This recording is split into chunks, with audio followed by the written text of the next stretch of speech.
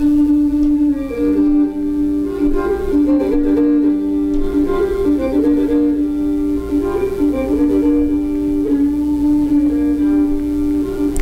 evening. My name is Marie Tepe, or French Mary as I'm better known as. I'm a vivandier in the Union Army in the Great Insurrection.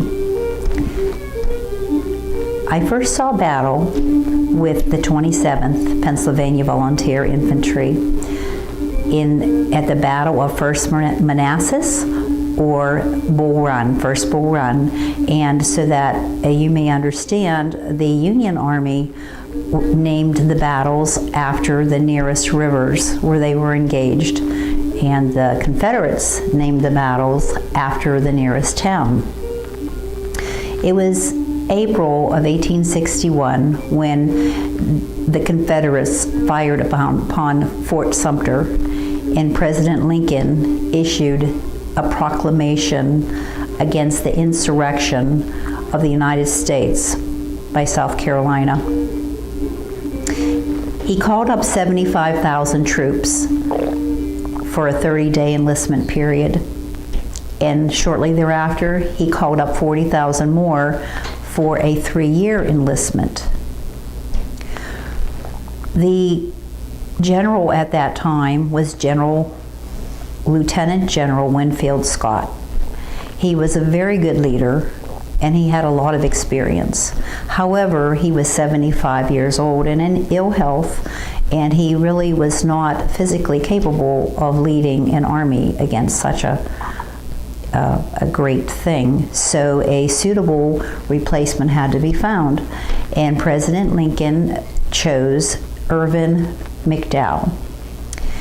And General McDowell had his misgivings about clashing with the Confederacy at this point in time, even though the public was really pressuring President Lincoln to confront and engage the Confederates and put an end to this great rebellion.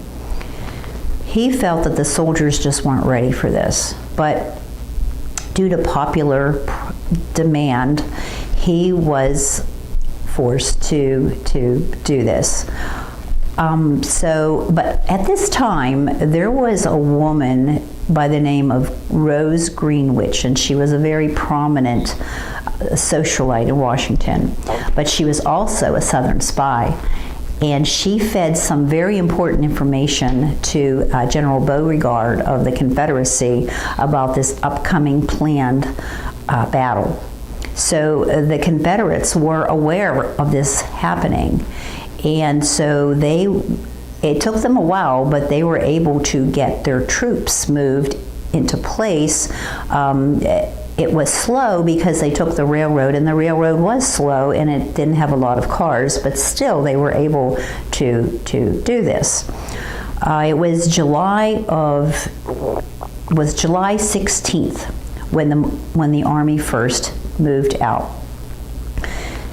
The weather was swelteringly hot, and the men were unused to marching, and they were continually breaking ranks to fill their canteen, pick berries, pick apples, and the captains, the commanders, the officers tried to keep the men in line, but they were continuously breaking ranks and paying no mind to them. So as a result, it was more or less a start-stop situation, and we only traveled maybe 5 miles or so a day. And so General McDowell had planned us to be there on July the 17th, but we really didn't get there until several days later, and we were finally in place. Now, General McDowell voiced his concerns to President Lincoln, and he said the troops are just not ready for this. But President Lincoln said, "You are green, it is true, and they are green also. You are both green alike." So he felt that this would put them on the same playing field and everything would be fine. Plus, just the sheer numbers of the Union troops more than the Confederacy, he felt gave them a very good chance. Entering into this battle, the Union had 35,000 troops, and the Confederacy had 32,000 troops. However, only 18,000 from each side actually were in battle.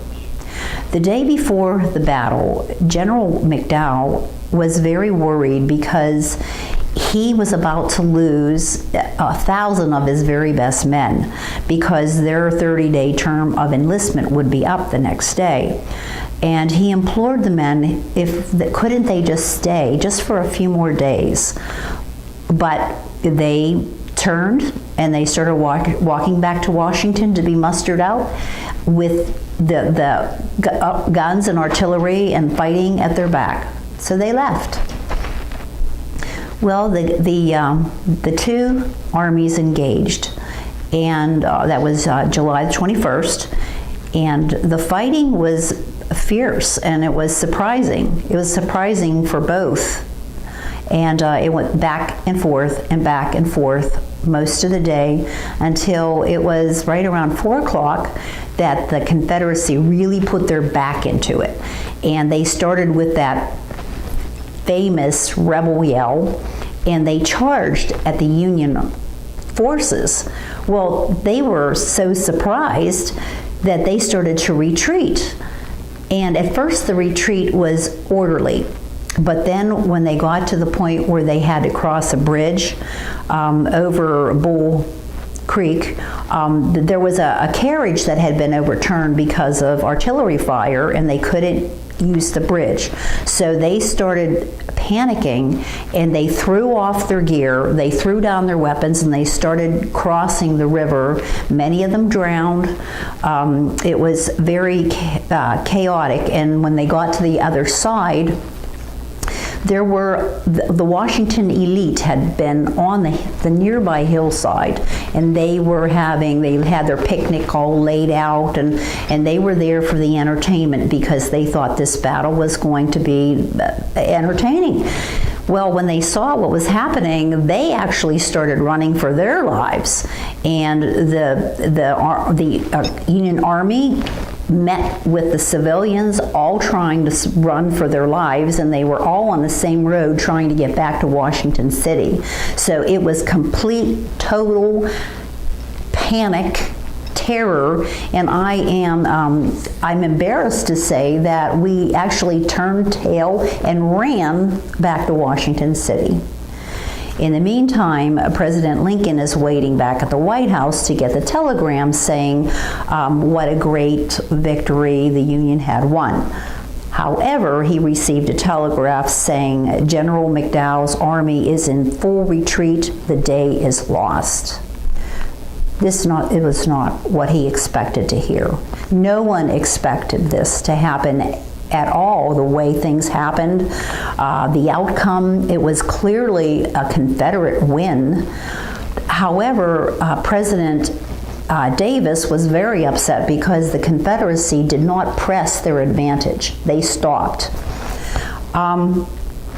Part of the reason that I think this battle ended so badly was the soldiers were all green. They didn't know how to fight. They were untrained, and the officers were unable to lead.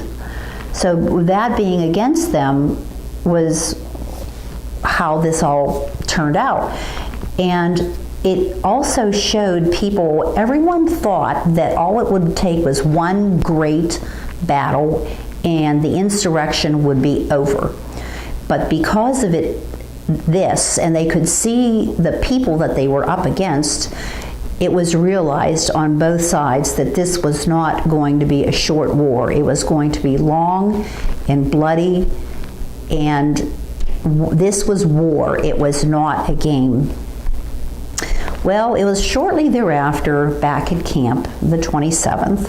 As I explained before, I'm a sutler, as well as a laundress and a cook. And I went back to my tent, and I found that I had been robbed of $1,600. Oh, I was so insulted. And the captain actually was able to apprehend the culprits. They were several drunken soldiers who had broken into my tent.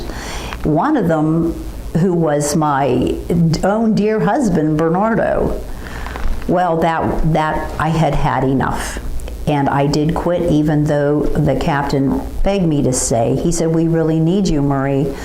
And I just quit, and I was so insulted that I left the 27th, and I left my husband as well, which was a very unheard of thing to do at that time. And I went back to Philadelphia, from whence I had come. When we next speak, I will tell you about how I came to be involved with Colossus Zouaves, the 114th Pennsylvania. And I am Cindy McShane. I'm a living historian. My passion is keeping history alive. For as long as people have memory, great deeds will live. I thank you for watching today, and if you liked it, I wish you would like and share, and I hope you will come again for the next time when I tell you a little bit more about Marie's life. She was a very heroic woman, and a woman way ahead of her time. Au revoir.